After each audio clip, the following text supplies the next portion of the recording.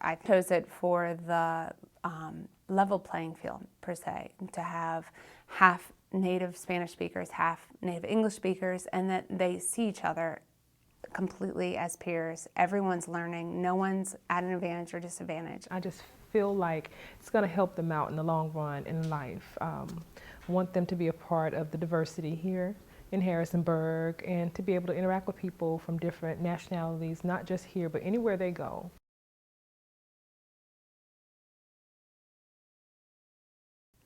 I think walking into an environment where Spanish is being spoken, I perceived that it would be overwhelming and difficult, but I think that it wasn't. I think it was no different than walking into a kindergarten classroom they've never been in before. I think starting in kindergarten, they don't know any different.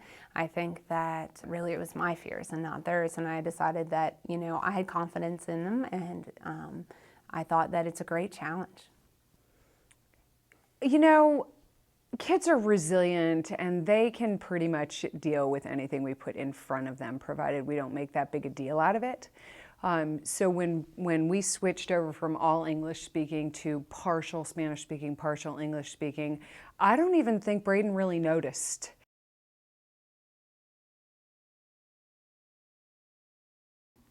I had a lot of positive feedback from everybody around, like my family, my friends, coworkers, stuff like that.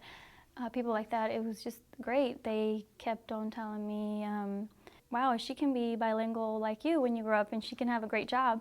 I have several people that I've talked to that have children at Smithland as well, and had the opportunity to get their children enrolled into the program, and they were totally against it, and I really didn't understand why, because, you know, if you look through the help wanted, the want ads, anywhere you see bilingual preferred, and it's just where they're working, in their work environments. You come in contact with so many people, and I just didn't understand why they didn't see it as a great opportunity, a plus for their children. I think the benefit of growing up and being bilingual stems all the way from elementary school, obviously being in the program, through middle school and high school, where they'll be able to speak with their peers, help solve problems. There's so many ESL students in the Harrisonburg City School District that my children will be able to, you know, interact with and speak with on an even level. What is the disadvantage of being bilingual?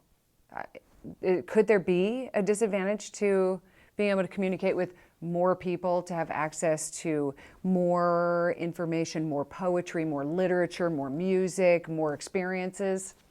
Probably not.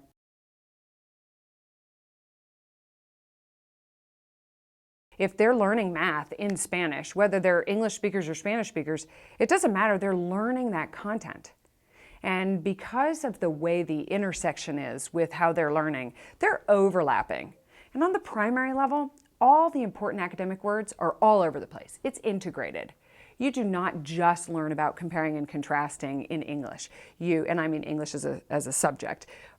You learn about comparing and contrasting in math and in social studies and science and in English. And so if the program is 50-50, then those kids are learning, comparing and contrasting across the board. So far, both of my children are nowhere near behind in any of their testing or on the report cards. They both are doing excellent. And I think that's only going to continue as we go on and everything goes according to plan. I see no way that they won't be bilingual by the time they reach the end of fourth grade. Spanish-speaking kids who are learning English, they're going to be fine. They're going to learn English. They're immersed in it, not just in school, but in the fact that, you know, the primary language of this area is in fact English, and those kids are going to be English speakers.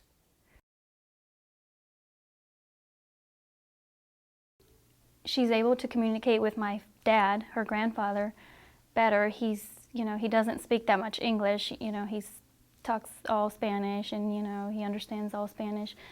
And she communicates with him very well, more than my other son that's not in it. And he's like, what is Grandpa saying? And I'm like, well, I kind of got to tell him. And she's like communicating with him great. She had to have a cavity filled, and she's really nervous.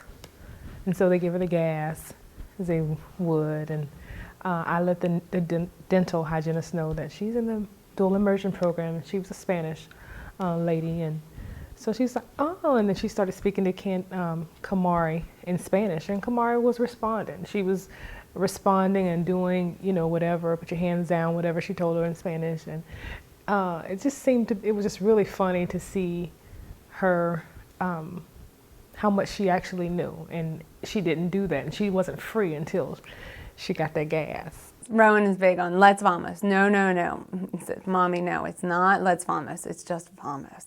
You're saying let's go. That's not right. Just seeing how excited they are about learning the language, it makes me feel like, you know, I made the right choice in putting them into the program. Give them a chance, give them a shot to be a part of everything that's going on in the world. There's an explosion of language and people and diversity going on in the world, and just don't let your children be left out of that. Yo les recomendaría a los padres hispanos o que hablan español que pusieran a sus hijos en este programa. Es magnífico porque a veces las familias no tenemos tiempo de enseñarles a nuestros hijos español. Y aquí lo aprenden bien y las maestras son bien eficientes con todo. So, yo pienso que deberían de poner a sus hijos o considerarlo. Es una manera magnífica para que ellos aprendan en español. I think it's a great program, and I feel so lucky to have come into it right at the beginning and been able to get hopefully all of my children into the program, and that they'll all go through it together, and I think it's just wonderful.